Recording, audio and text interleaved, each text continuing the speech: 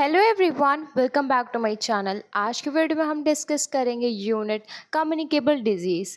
Eight एथ हेड nursing, BSc nursing third semester. हम डिस्कस कर चुके हैं पार्ट 1 वीडियो। आज की वीडियो होने जा रही है पार्ट 2। अगर आपने पार्ट 1 वीडियो को नहीं देखा तो प्लीज़ इस वीडियो से पहले पार्ट 1 वीडियो को देख लीजिए। आपका कोई भी डाउट हो कम्युनिकेबल डिजीज़ से रिलेटेड तो प्लीज़ मेंशन करिएगा कमेंट बॉक्स में। वीडियो को लास्ट तक देखिएगा। Thank you. Communicable disease unit में पार्ट 1 वीडियो में हम लोग डिस्कस कर चुके हैं टॉपिक डायरियल डिजीज़ को, hepatitis A to E, typhoid, herpes, chicken pox, small pox, measles, mumps. आज की वीडियो में हम डिस्कस करेंगे influenza, meningitis and gas gangrene. आज की वीडियो में इन 3 टॉपिक को डिस्कस करेंगे। इन 3 टॉपिक से रिलेटेड आपका कोई भी डाउट हो आप कमेंट बॉक्स में मेंशन कर दीजिएगा। सबसे पहला टॉपिक है आज के वीडियो का इन्फ्लुएंजा। इन्फ्लुएंजा आपको पता है कि आपके रेस्पिरेटरी ट्रैक में जब इन्फेक्शन हो जाता है उसकी वजह से डेवलप होता है। ये आपका वायरल डिजीज़ में आता है। इसमें 3 टाइप्स के आपके वायरस होते हैं, जैसे कि virus A, virus B, virus सी। वो कॉज करता है आपके में इन्फ्लुएंजा। तो इसकी डेफिनेशन की अगर मैं बात करूँ तो ये डेफिनेशन है, it is an acute respiratory tract infection. Influenza आपका एक्यूट इन्फेक्शन में आता है। या आपका इन्फ्लुएंजा वायरस जो होता है वो कॉज करता है जिससे आपको इन्फ्लुएंजा होता है। ये आपके 3 टाइप्स के होते हैं, influenza virus A, influenza virus B and influenza virus C. फिर बात करते हैं इंसिडेंस की। इंसिडेंस की अगर मैं बात करूँ, जो इन्फ्लुएंजा है वो आपकी इंटरनेशनल डिजीज़ है। मतलब कि बाहर इंडिया के भी ज़्यादा आपको इन्फ्लुएंजा डिजीज़ मिलेगी। इसका फर्स्ट पैंडमिक अगर हुआ था 1918 से 1919 के बीच में, जिसमें 500 मिलियन पीपल अफेक्ट हुए थे और जिसमें 20 मिलियन की डेथ हो गई थी। अगर मैं बात करूँ इंडिया की, तो इंडिया में 6 मिलियन पीपल डाइड हुए थे ये पैंडमिक होने में। पैंडमिक आपका इन्फ्लुएंजा वायरस का था, जिसको हम लोग स्वाइन इन्फ्लुएंजा भी कहते थे। तो अब आता है एटियोलॉजी। एटियोलॉजी मतलब कॉजेज़, किन वजह से आपके बॉडी में इन्फ्लुएंजा अकर हो रहा है। तो इन्फ्लुएंजा आपका इन्फ्लुएंजा वायरस की वजह से होता है और इन्फ्लुएंजा वायरस आपका 3 टाइप्स का होता है। दैट इज़ वायरस आपका ए आएगा, बी आएगा और सी आएगा। तो एटियोलॉजी में आपका भी यही 3 एटियोलॉजी रहेंगी। फिर आपका आता है mode of transmission. Mode of transmission की अगर मैं बात करूँ तो कैसे इन्फ्लुएंजा वायरस एक से दूसरे में ट्रांसफ़र हो रहा है, कैसे आपको वो मोड से मिल रहा है। तो अगर मैं बात करूँ तो इसके 3 पॉइंट्स मेंशन है। सबसे पहले डायरेक्ट कांटेक्ट। डायरेक्ट कांटेक्ट का मतलब है, फॉर एग्जांपल एक पर्सन है जिसको इन्फ्लुएंजा वायरस है और अगर उसने स्नीज़ करा, जो उसके ड्रॉपलेट थे वो मतलब एयर में थे, इन्वायरमेंट में थे और आप थे, तो ये जो ड्रॉपलेट है वो डायरेक्ट आपके कॉन्टैक्ट में आ गया, जिससे आपको इन्फ्लुएंजा वायरस हो जाएगा। और फिर आपका आता है ड्रॉपलेट इन्फेक्शन, जिसमें आपके स्नीजिंग और कफिंग और टॉकिंग होता है। अगर आप उनसे बात करो, उनके ड्रॉपलेट आपको मिल गए, तभी हो जाएगा। डायरेक्ट कांटेक्ट में आपका ये भी हो सकता है कि आपने डायरेक्टली उनसे हैंडशेक कर लिया या फिर उनसे आपने कांटेक्ट करा जिससे आपको हो गया। फिर आपका आता है हैंडलिंग कंटामिनेटेड हैंगरशीफ आर्टिकल्स, या फिर फॉर एग्जांपल इन्होंने एक कॉपी टच करी या फिर हैंगरशीफ टच करा, उसी चीज़ को आपने भी करा, तो जिससे आपको भी इन्फ्लुएंजा वायरस मिल जाएगा। फिर आपका आता है पैथोफिजियोलॉजी। पैथोफिजियोलॉजी का मतलब होता है कैसे आपकी बॉडी में डिजीज़ अकर हुई। तो सबसे पहले तो आपका पॉइंट एकदम कॉमन रहता है, पहला point, that is due to aetiology. Aetiology के influenza A virus, influenza B virus, influenza C virus, इनकी वजह से जो ये वायरस है 3, ये वायरस आपके रेस्पिरेटरी ट्रैक में इंटर करेंगे। इन्हीं की वजह से आपका इन्फ्लुएंजा अकर होता है। तब वो रेस्पिरेटरी ट्रैक में इंटर करेंगे नोज़ के थ्रू। वहाँ पे जाने के बाद क्या करेंगे, वो इन्फ्लामेशन करेंगे। इन्फ्लामेशन की वजह से वहाँ की सेल डेथ हो जाएगी, उसको हम लोग कहते हैं नेक्रोसिस। और नेक्रोसिस आपकी सुपरफिशियल एपिथेलियम में अकर होगी, जिसके बाद आपको इन्फ्लुएंजा हो जाएगा। तो ये कुछ पैथोफिजियोलॉजी में पॉइंट्स है एकदम कॉमन से, वो आपको एकदम क्लियर हो गए होंगे। फिर हम बात करते हैं क्लिनिकल मैनिफेस्टेशन की, मतलब कि साइन एंड सिम्टम्स की, जो आप एक पर्सन में देख के पहचानेंगे कि हाँ, इसको इन्फ्लुएंजा है। तो सबसे पहला पॉइंट है सडन ऑनसेट ऑफ फीवर। जो भी पर्सन होगा उसको फीवर रहेगा और वो फीवर आपका 39 डिग्री से 40 डिग्री सेल्सियस का रहेगा। जनरल मलेज, मलेज का मतलब थकावट सा फील होना, सोर थ्रोट मतलब कि खराश होना, गले में कफ मतलब कि खांसी आना, राइनोरिया होना, रनिंग ऑफ नोज़ होना, हेडेक सर दर्द होना, मलेजिया होना, नोज़िया वॉमिटिंग होना, एब्डोमिनल पेन होना और डायरिया होना। तो ये कुछ आपको साइन एंड सिम्पटम्स देखने को मिलेंगे इन्फ्लुएंज़ा पर्सन में। अगर मैं बात करूँ, ये जो डिज़ीज़ है वो नॉर्मली लाइफ में एक बार एक पर्सन को हो जाती है, क्योंकि इतना इन्फेक्शियस रहता है। वायरल डिज़ीज़ है, कम्युनिकेबल डिज़ीज़ है, हो ही जाता है किसी ना किसी पर्सन से। तो आपने ये साइन एंड सिम्पटम्स तो देखे ही होंगे। फिर हम बात करते हैं डायग्नोस्टिक इवैल्यूएशन की। तो डायग्नोस्टिक इवैल्यूएशन में हम लोग पेशेंट में सबसे पहले कराएँगे हिस्ट्री कलेक्शन। हिस्ट्री कलेक्शन में आपको पता है कि आप हिस्ट्री कलेक्ट करते हो सिम्पटम से रिलेटेड, पेशेंट से रिलेटेड, और हिस्ट्री में आपको सारे पॉइंट भी पता है कि आप पेशेंट की हिस्ट्री कलेक्ट करते हो, फैमिली की करते हो, अकर्स करते हो, ड्यूरेशन करते हो। तो वो सारी चीज़ आप हिस्ट्री कलेक्शन में करोगे। फिर आप करोगे फिजिकल एग्जामिनेशन, जिसमें पर्सन का जनरल अपीयरेंस और वाइटल साइंस में आप मेजर करोगे। फिर आपका आता है वायरस एनालिसिस, जिसके लिए आप टेस्ट कराओगे, स्पेसिमेन कराओगे वायरस के लिए। आप सीरोलॉजी टेस्ट कराओगे, मतलब कि आप सीरम टेस्ट कराओगे। तो ये आपके कुछ डायग्नोस्टिक इवैल्यूएशन जो आप इन्फ्लुएंज़ा वायरस के लिए चेक कराओगे, जिससे आपको क्लियर होगा कि पर्सन में इन्फ्लुएंज़ा वायरस है या नहीं है। फिर आपका है मैनेजमेंट। आप मैनेजमेंट कैसे करेंगे इन्फ्लुएंज़ा वायरस से? तो इन्फ्लुएंज़ा वायरस का एक मैनेजमेंट है, दैट इज़ वैक्सीनेशन। वैक्सीनेशन में भी आपकी आती है किल्ड, आती है लाइव, आती है। किल्ड की अगर मैं बात करूँ तो ये आपके प्रोटेक्शन प्रोवाइड करते हैं इन्फ्लुएंज़ा के। इसमें हम लोग सबक्यूटेशनली प्रोवाइड करते हैं, मतलब कि जो आपका रूट रहेगा वो आपका SC रहेगा। आप इसको ml में प्रोवाइड करोगे, जो भी आपका ड्रग डोज रहेगा। आपकी इम्यूनिटी इससे 3 मंथ से 6 मंथ तक मेंटेन रहेगी। अगर मैं बात करूँ लाइव वैक्सीन की, ये आपकी लाइव वैक्सीन जो होती है वो 0.2 ml आप प्रोवाइड करेंगे, लेकिन आप इसको IM देंगे। IM मतलब कि इंट्रामस्कुलर देंगे। फिर आप इसका 1 साल तक इसका मतलब इम्यूनिटी मेंटेन रहती है। और लाइव वैक्सीन को आप इंस्टेंटली दे सकते हो, जो आपकी मैन्युफैक्चर होती है USSR से। फिर आपकी आती है एंटीवायरल ड्रग्स। एंटीवायरल ड्रग्स का मतलब है जो आपके वायरल डिजीज़ के अगेंस्ट में वर्क करती हैं, जैसे कि आपका है ज़ानामिविर और आपकी है ओस्टेलटमिविर। और इन्फ्लुएंज़ा के लिए आप ट्रीट करोगे ज़ानामिविर को कॉम्बिनेशन के साथ में, जिसमें आप इन दोनों का कॉम्बिनेशन यूज़ करोगे। फिर इन्फ्लुएंज़ा बी के लिए आप ट्रीट करोगे उसको ओस्टेलटमिविर के साथ, और अगर कंटामिनेटेड में अगर आ रहा है तो आप रिमेंटिडिन का भी यूज़ करोगे। तो ये कुछ एंटीवायरल ड्रग्स आती है जो आप यूज़ करोगे इन्फ्लुएंज़ा वायरस के अगेंस्ट में। फिर आपका आता है प्रिवेंशन। आप कैसे प्रिवेंट करोगे? तो सबसे पहले तो नोटिफिकेशन ऑफ द डिज़ीज़। सबसे पहले तो डिज़ीज़ के बारे में आप बताओगे, जानकारी पूरी दोगे।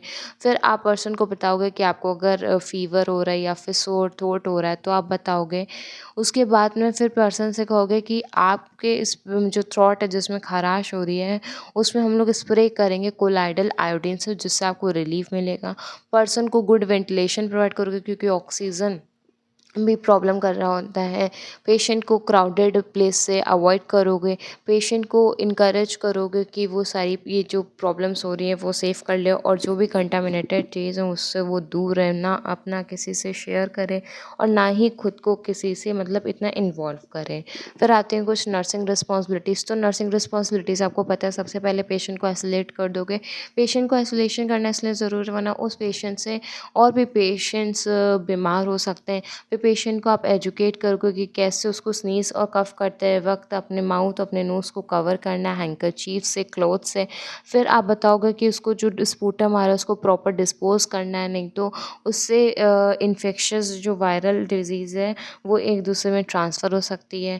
फिर पर्सन को उसकी कंडीशन को इम्प्रूव करने के लिए आप उसको हेल्थ एजुकेशन प्रोवाइड करोगे, उसको न्यूट्रिशनल थेरेपी प्रोवाइड करोगे, साथ ही साथ आप फैमिली को भी एजुकेट करोगे। फिर आपके आते हैं कॉम्प्लिकेशंस। कॉम्प्लिकेशंस का मतलब है कि अगर आपने इन्फ्लुएंज़ा को नहीं ठीक करा, या फिर इन्फ्लुएंज़ा की कंडीशन में कभी कभी ये सारी डिजीज़ कंडीशन भी डेवलप हो जाती हैं। सबसे पहले निमोनिया, फिर आपका है क्रोनिक ब्रोंकाइटिस, फिर आपका है मेनिंजो इंसेफेलाइटिस, फिर आपका है मायोकार्डाइटिस, फिर आपका है हार्ट ब्लॉक, फिर आपका है पेरिफेरल वेसोकॉन्स्ट्रिक्शन। तो ये आपके कुछ कॉम्प्लिकेशंस है जो आपको पर्सन में देखने को मिल जाएंगे जिनको इन्फ्लुएंज़ा वायरस है, क्योंकि 80 to 90% केसेस में वो ठीक हो जाता है, लेकिन 10% केसेस में आपका जो कॉम्प्लिकेशन होता है वो क्या हो जाता है, डेवलप हो जाता है, जिसमें आपको देखेंगे कि ये कॉम्प्लिकेशन आपका इन्फ्लुएंज़ा वायरस के बाद हुआ है। आपका इन्फ्लुएंजा डिजीज़ कंप्लीट हो गई है। नेक्स्ट हम डिस्कस करते हैं मेनिंजाइटिस। तो मेनिंजाइटिस का सिंपल सा मीनिंग है इन्फ्लेमेशन हो जाएगा आपके जो मेनिंजेस होती है, मेनिंजेस आपके ब्रेन की कवरिंग होती है, उसको हम लोग कहते हैं मेनिंजाइटिस। नाम से क्लियर है। डेफिनेशन क्या है? It is an infection and inflammation of brain covering layer that is meninges. तो यही आपकी डेफिनेशन है। और आपको पता है आपकी 3 ब्रेन कवरिंग मेनिंजेस होती हैं। सबसे पहले आपकी होती है ड्यूरामेटर, फिर आपकी होती है अरेक्नॉइड, फिर आपकी होती है पायामेटर। ड्यूरामेटर आपकी आउटर लेयर होती है, arachnoid middle, pia mater inner. Dura mater आपकी टफेस्ट लेयर होती है, अरेक्नॉइड आपकी मिडल की होती है, वो वेब लाइक स्ट्रक्चर की होती है, और पायामेटर आपकी डेलिकेट सॉफ्ट होती है। फिर हम बात करते हैं कॉजेज़ मतलब एटियोलॉजी की, जिसकी वजह से मेनिंजाइटिस अकर होता है। अगर मैं बात करूँ सिंपल सी, तो ये आपका वायरस डिसीज़ से भी मतलब वायरल से भी होता है, बैक्टीरिया से भी होता है, प्रोटोज़ोआ से भी होता है, फंजाई से भी होता है। सबसे पहले आपका वायरस में आपका बैक्टीरिया में आता है नीज़ेरिया मेनिंजाइटिस, स्ट्रेप्टोकोकस निमोनिया, मेनिंजोकोकस, आपका हीमोफाइलस इन्फ्लुएंजी और ई कोलाई। ये आपके कुछ बैक्टीरिया हैं जो आपको मेनिंजाइटिस कॉज़ करते हैं। इसमें आपको 2 नाम से एटलीस्ट लर्न होना चाहिए, जो कि आप लर्न कर सकते हैं, that is Neisseria meningitis and Streptococcus pneumonia.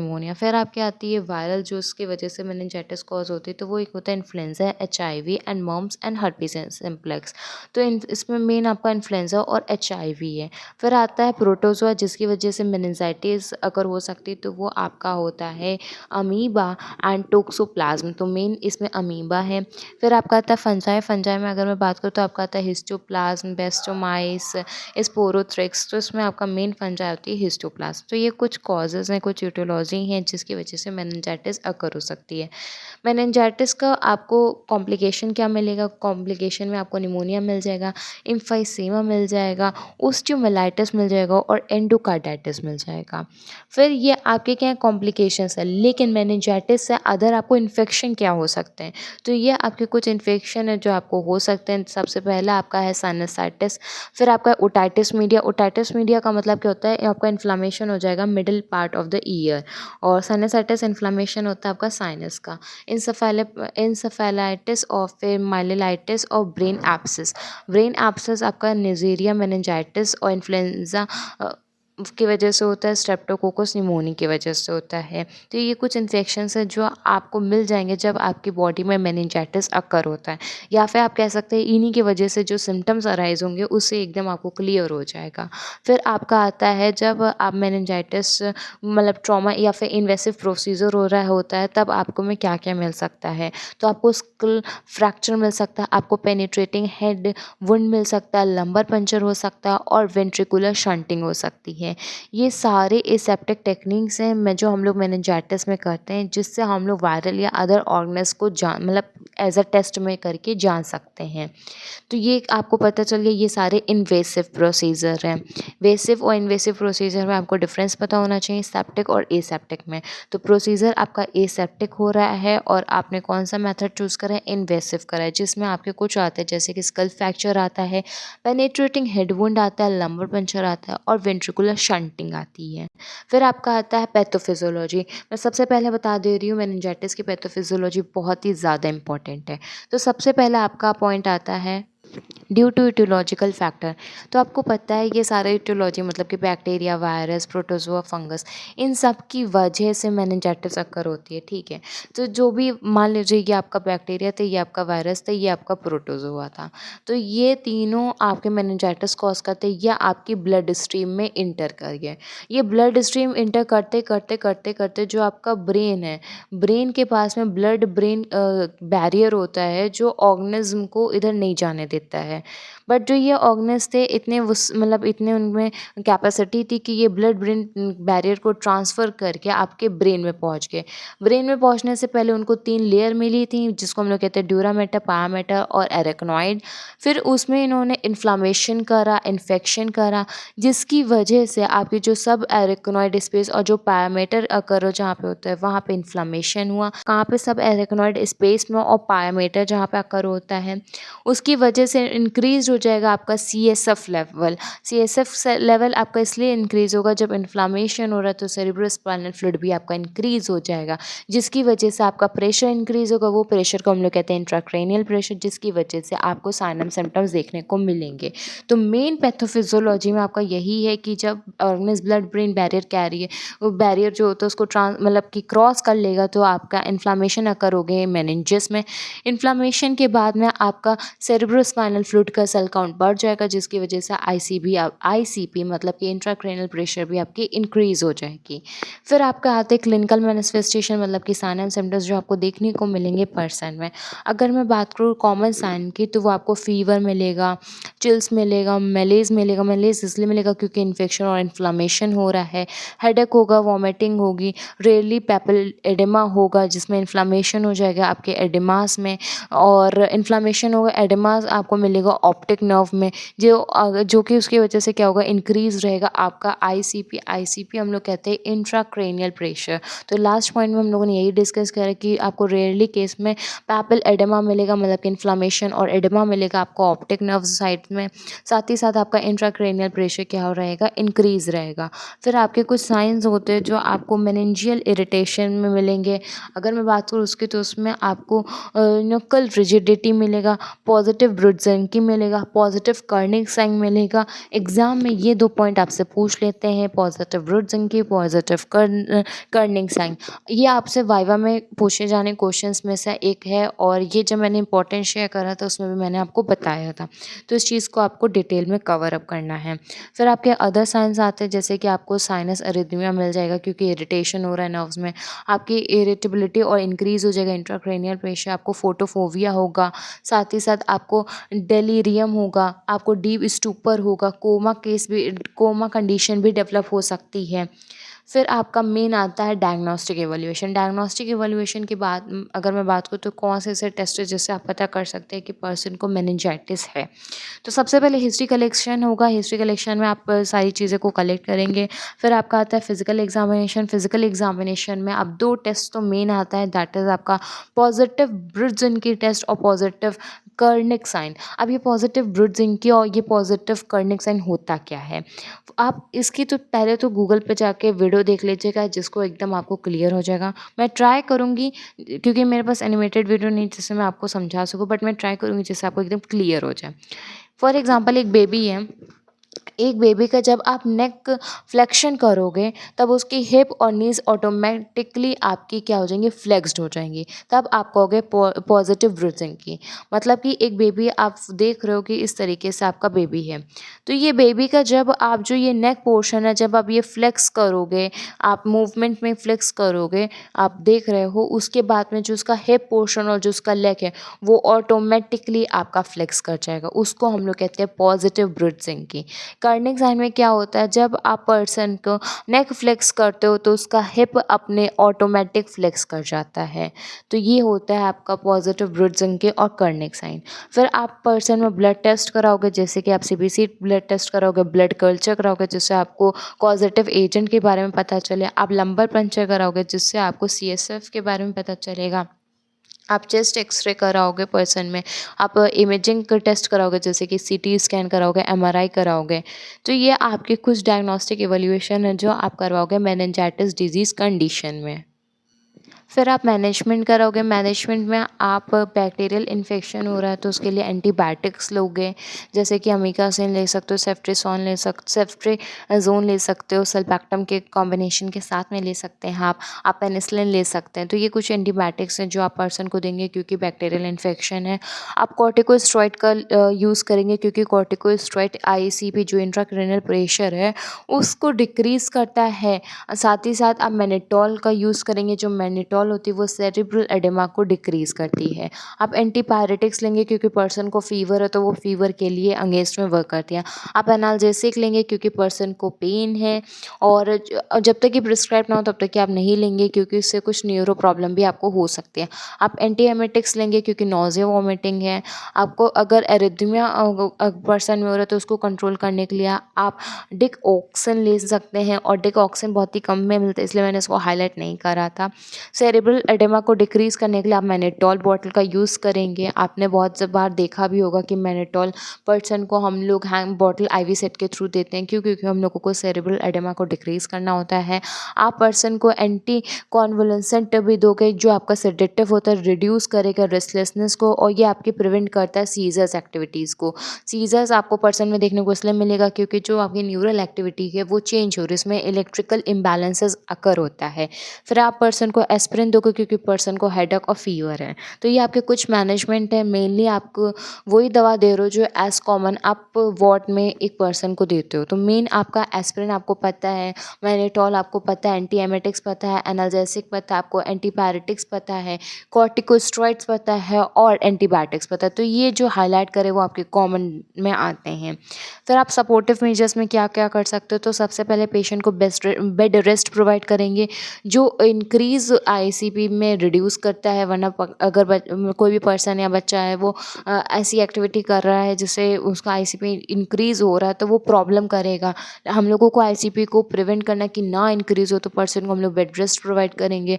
Fever reduction के लिए हम लोग पेशेंट में जो मेटाबॉलिक डिमांड है उसको प्रिवेंट करेंगे, हाइपरथर्मिया को प्रिवेंट करेंगे कि फीवर ना हो, फ्लूइड थेरेपी प्रोवाइड करेंगे जिससे डिहाइड्रेशन ना हो, और एप्रोप्रिएट थेरेपीज़ प्रोवाइड करेंगे जिससे पर्सन्स को कॉम्प्लिकेशंस ना डेवलप हो। एंटीबायोटिक देंगे, प्रॉपर केयर प्रोवाइड करेंगे जिससे हम लोग ट्रीट कर सके डिजीज़ कंडीशन मेनिंजाइटिस को।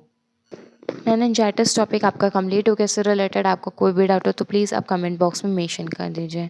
फिर आपकी टॉपिक आती है गैस गैंग्रीन। गैस गैंग्रीन आपके पॉजिटिव बैक्टीरिया स्पीशीज़ से होती है। सबसे पहला पॉइंट आपका यही मेंशन है।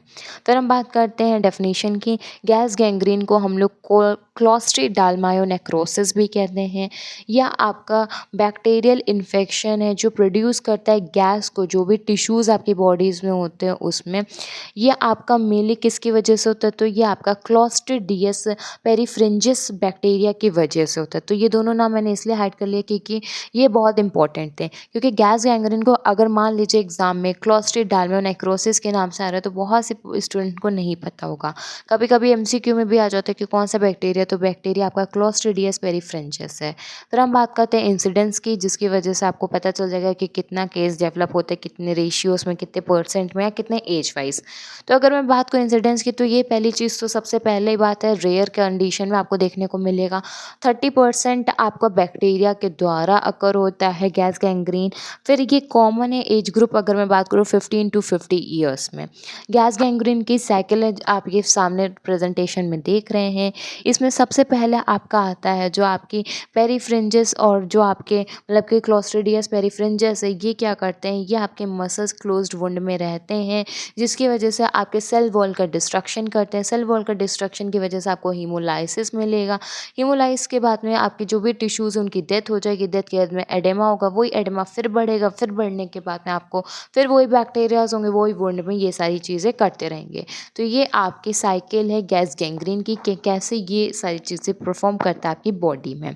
मेनली आप जब आप पैथोफिजियोलॉजी पढ़ोगे तब आपको एकदम ये क्लियर हो जाएगा। फिर आपके आते हैं कॉजेज़। कॉजेज़ की अगर मैं बात करूँ तो किस एटियोलॉजी ही सिंपल वे में कहते हैं किस कारणवश आपका गैस गैंग्रीन आपकी बॉडी में डेवलप हो सकता है। तो सबसे पहले आपका आता है bacteria name, that is group A Streptococcus. फिर आपका आता है स्टेफाइलोकोकस ऑरियस। फिर आपका आता है आपका लैक ऑफ ब्लड सप्लाई। अगर आपकी बॉडी में ब्लड सप्लाई नहीं है तब आपको गैस गैंग्रीन हो सकता है, या फिर कोई भी अदर इन्फेक्शन। अगर आपने अभी ऊपर गैस गैंग्रीन साइकिल देखी, उसमें इन्फेक्शन का था क्योंकि वुंड में हो रहा था। तो ये आपके कुछ कॉजेज़ हैं जिनकी वजह से गैस गैंग्रीन अकर हो सकती है। फिर आपका आता है रिस्क फैक्टर। रिस्क फैक्टर की अगर मैं बात करूँ, अल्कोहलिक। फिर आपका आता है कॉर्टिकोस्टेरॉइड मालनरिज्ड। फिर आपका आता है ट्रॉमेटिक फ्रैक्चर। फिर आपका आता है ओल्ड एज। अगर ओल्ड एज है तो ऑफकोर्स ये बात इम्यूनिटी वीक हो जाती है, तब अकर हो सकता है। ट्रॉमेटिक फ्रैक्चर का मतलब होता है उस टाइम पे इन्फेक्शन हो सकता है, थ्रोम्बोसिस हो सकता है, कंपार्टमेंट सिंड्रोम, एम्बोलिज्म हो सकता है। फिर बात करूँ कॉर्टिकोस्टेरॉइड की, मालनरिज्ड की, तो अगर कॉर्टिकोस्टेरॉइड की वजह से भी कभी कभी आपको ये सारी चीज़ें मिल सकती हैं। क्यों? क्योंकि उसमें एडिमा आपका बहुत ज़्यादा इंक्रीज़ हो जाता है। अल्कोहल एंड स्मोक, आपको पता है कि इनकी वजह से ना जाने कितनी डिजीज़ेज़ रिस्क फैक्टर्स में रहते हैं ये लोग, और कितनी डिजीज़ेज़ इनकी वजह से अकर हो सकती है। फिर आपका आता है epidemiological factor. Epidemiological factor factor की अगर मैं बात करूँ तो इसका एजेंट क्या है, तो एजेंट आपकी क्लॉस्ट्रिडियम पेरिफ्रेंजियस होती हैं, जिसकी 2 स्पीशीज़ होती हैं। एक आपकी होती है क्लॉस्ट्रिडियम सेप्टिकम, एक होती है क्लॉस्ट्रिडियम स्पोरोजेन। तो ये नाम आपको लर्न होने चाहिए एजेंट के। फिर हम बात करते हैं होस्ट के, तो होस्ट आपको पता है कि एज से होता है। एज आपकी रहती है 15 से 30 साल, मोस्ट कॉमन रहती है। सेक्स में अगर मैं बात करूँ तो ये मेल्स में ज़्यादा इफेक्ट होता है as comparison to female. Environment में आप जाते हो, सॉइल होता है, डर्ट होता है, उनकी वजह से हो सकता है। फिर आपका लास्ट पॉइंट आता है इनसैनिटरी हैबिट्स, मतलब कि आपने मतलब हैंड वॉशिंग नहीं करी डेफिकेशन के बाद में, या फिर ओपन एयर में डेफिकेशन कर दिया, तो इन सभी की वजह से भी आपके में डेवलप हो सकता है। फिर हम बात करते हैं इंक्यूबेशन पीरियड्स की, तो ये आपका 7 आवर्स टू 6 वीक्स में होता है। मोड ऑफ ट्रांसमिशन इसमें इनडायरेक्ट होता है। फिर हम बात करते हैं इसके पैथोफिजियोलॉजी की। पैथोफिजियोलॉजी कैसे डिजीज़ अकर हो रही है आपकी बॉडी में, तो सबसे पहले आपका आएगा ड्यू टू इटियोलॉजिकल फैक्टर। फिर जो आपका बैक्टीरिया है वो आपकी ब्लड सप्लाई को डिमिनिश्ड करेगा टिश्यूज़ में पहुंचने के लिए, फिर जिसकी वजह से ऑक्सीजन डिक्रीज़ हो जाएगी। अगर सेल पास ऑक्सीजन नहीं पहुंच रहा तो सेल डेथ हो जाएगी। इसका मतलब क्या होता है, रैपिड स्प्रेड होगा नेक्रोसिस प्रोसेस का। फिर वहाँ पे अब जो मेन बैक्टीरिया का काम क्या था, सेल डेथ हो, सेल टिश्यू डेथ हुई, वहीं पे बैक्टीरिया ने अपनी ग्रोथ स्टार्ट कर दी। उसको हम लोग कहते हैं प्रोलाइफरेशन। जैसे जैसे अपनी उसने ग्रोथ स्टार्ट करी, उसने अपना प्रोडक्शन इंक्रीज कर दिया टॉक्सिसिटी का, टॉक्सिन का, जिसकी वजह से डैमेज अकर होगा। डैमेज के बाद में आपको साइन एंड सिम्टम्स देखने को मिलेंगे। फिर साइन एंड सिम्टम्स की अगर मैं बात करूँ तो ये कॉमन साइन एंड सिम्टम्स होते हैं जो आपको देखने को मिलेगा पर्सन में, जैसे कि सडन सीवियर पेन मिलेगा। वहाँ पे जो भी वुंड स्किन है वहाँ पे आपको वाइट और टेंस इनिशियली मिलेगा, जैसे कि ब्राउन्स या ब्राउन कलर का। फिर आपको रेक्टल फीबल पल्स मिल सकती है, अनीमिया हो सकता है, जॉइंडिस हो सकता है क्योंकि हीमोलाइसिस हो रहा है, आपको डिलीरियम और स्टूपर हो सकता है। तो ये आपके कुछ साइन एंड सिम्टम्स है वो आपको देखने को मिलेंगे जिस पर्सन को गैस गैंग्रीन हुआ है। फिर आपका आता है डायग्नोस्टिक एवोल्यूशन। डायग्नोस्टिक एवोल्यूशन में आपका आएगा हिस्ट्री कलेक्शन, फिजिकल एग्जामिनेशन। फिर आप करेंगे tissue fluid culture test. Tissue और फ्लूइड कल्चर टेस्ट इसलिए करेंगे जिससे आपको एकदम क्लियर हो जाए कि पर्सन को गैस गैंग्रीन मतलब कौन से बैक्टीरिया की वजह से हुआ है। आप ब्लड कल्चर करेंगे जिसमें आप एग्जामिन करेंगे बैक्टीरिया को। आप ग्राम स्टेन करेंगे फ्लूइड का, जिसके लिए आप भेजेंगे लैब में, एक्सरे कराएंगे, सीटी स्कैन कराएंगे, एमआरआई करेंगे, आप एंजियोग्राफी करेंगे जिसमें आप ब्लड वेसल्स की स्टडीज़ को भी देखेंगे। फिर आपका आता है मैनेजमेंट। मैनेजमेंट के लिए आप सबसे पहले ड्रग थेरेपीज़ का यूज़ करेंगे। ड्रग थेरेपीज़ में आप लेंगे एंटीबायोटिक, क्योंकि ये बैक्टीरियल इन्फेक्शन की वजह से हो रहा है। एंटीबायोटिक्स में आपको नाम खुद से पता हो गए हैं, जैसे कि अमीकासिन, सेफ्ट्रियाजोन, पेनिसिलिन। फिर आप सपोर्टिव थेरेपीज़ में क्या लेंगे, सपोर्टिव थेरेपीज़ में आप ऑक्सीजन लेंगे। आप चिटिन थेरेपी में इथाइल डायमीन लेंगे क्योंकि ये रिड्यूस करता है आपके फ्लेक कंडीशन को। आप सर्जिकल मैनेजमेंट में डिब्राइटमेंट मेथड को यूज़ करेंगे। ये क्या होता है, ये क्या होता है, जो आपका स्किन एरिया जो डेड हो जाता है उसको रिमूव करता है। रिमूव करने का जो एरिया होता है उसको क्लीन करता है। ये आपका डिब्राइटमेंट मेथड होता है। एम्पुटेशन, एम्पुटेशन का मतलब होता है अगर कोई भी एक्सट्रीमिटीज़ में हो रहा है तो उस एक्सट्रीमिटीज़ को ही कट कर देना। फिर आपका आता है नर्सिंग मैनेजमेंट। नर्सिंग मैनेजमेंट की अगर मैं बात करूँ तो उसमें आप रेगुलर इरिगेशन करेंगे वुंड का, आप एडमिनिस्टर करेंगे एंटीबायोटिक को, पेशेंट को ऑक्सीजन प्रोवाइड करेंगे, पेशेंट को डाइविशनल थेरेपी प्रोवाइड करेंगे, पेशेंट को साइकोलॉजिकल सपोर्ट प्रोवाइड करेंगे, पेशेंट में फ्लूइड इलेक्ट्रोलाइट इम्बैलेंस को मेंटेन रखेंगे, पेशेंट में आईवी फ्लूइड्स का एडमिनिस्टर करते रहेंगे। उसके बाद में आपके आते हैं प्रिवेंटिव मेजर्स। आप कैसे प्रिवेंट करेंगे, तो आपको कोई भी स्किन इंजरी हुई है आपको अच्छे से उसको क्लीन करना, नहीं तो वहाँ पे इन्फेक्शन अकर हो जाएगा। आपको मिक्स्ड गैस गैंग्रीन के लिए एंटी टॉक्सिन आईपी कंटेन मिलना चाहिए। उसके बाद में आप 10,000 यूनिट्स की अगर मैं बात करूँ तो आप एंटी टॉक्सिन का यूज़ करेंगे। आपकी ड्रग है ओडियोमेटिकस, उसके बाद में अगर पेरिफ्रेंजियस है तो उसके लिए 10,000 यूनिट्स एंटी टॉक्सिन में करेंगे। फिर आपकी सेंटीकॉम एंटी टॉक्सिन के लिए 500 यूनिट्स करेंगे। अगर आप आईवी या आईएम रूट का यूज़ कर रहे हैं तो 25,000 यूनिट्स का आप करेंगे। थेरेपेटिक डोज आपकी 75,000 यूनिट्स होती है। तो ये प्रिवेंटिव मेजर्स होते हैं जिससे आप गैस गैंग्रीन को प्रिवेंट कर सकते हैं एक पर्सन में। फिर होता है कॉम्प्लिकेशन। कॉम्प्लिकेशन मतलब कि इस डिजीज़ की वजह से आपकी बॉडी में और कौन कौन से आपको देखने को मिल सकता है। तो सबसे पहले आपको पता है टिश्यू की डेथ हो रही है, अगर आप उसको नहीं ट्रीट करा पाओगे तो आपको एम्पुटेट करना पड़ेगा। सेप्टिसीमिया होगा, ब्लड में इन्फेक्शन हो रहा है, टिश्यू की डेथ हो रही है, पर्सन की भी डेथ हो सकती है। डिलीवरियम अकर हो रहा है, कोमा कंडीशन डेवलप हो सकती है पर्सन को। अगर पर्सन में लीवर डैमेज हो रहा है तो जिससे जॉइंडिस अकर हो सकता है, उसकी किडनी फेल हो सकती हैं, क्योंकि वो पूरे मैं आपके सिस्टम पे ही अफेक्ट करता है। आपके बॉडी में शॉक डेवलप हो सकता है, ये स्प्रेड कर सकता है आपकी किसी भी बॉडी में। अगर मान लीजिए यहाँ इन्फेक्शन, तो यहाँ से यहाँ पे भी स्प्रेड कर सकता है। फिर आपका आता है नर्सिंग डायग्नोसिस। ना तो नर्सिंग डायग्नोसिस आप chronic pain, anaemia, ineffective tissue perfusion, impaired physical mobility और हाइपरथर्मिया पे बना सकते हैं। लेकिन नर्सिंग डायग्नोसिस की इसमें ये ज़रूरत नहीं है। क्यों? क्योंकि ये क्वेश्चन आपका 15 मार्क्स में एज सच नहीं आ सकता है। 15 मार्क्स क्वेश्चन के लिए आपको नर्सिंग डायग्नोसिस बनाना ज़रूरी है। तो गैस गैंग्रीन आपका टॉपिक कंप्लीट हो गया है। आज की वीडियो में बस इतना ही। आज की वीडियो में मेनली हम लोगों ने 3 टॉपिक को डिस्कस करा। आपका कोई भी डाउट हो 3 टॉपिक से रिलेटेड या फिर आपका कम्युनिकेबल डिजीज़ से रिलेटेड, सो प्लीज़ मेंशन करिएगा कमेंट बॉक्स में। अगर वीडियो अच्छी लगे तो प्लीज़ वीडियो को लाइक कर लीजिए, चैनल को सब्सक्राइब कर लीजिए। Thank you.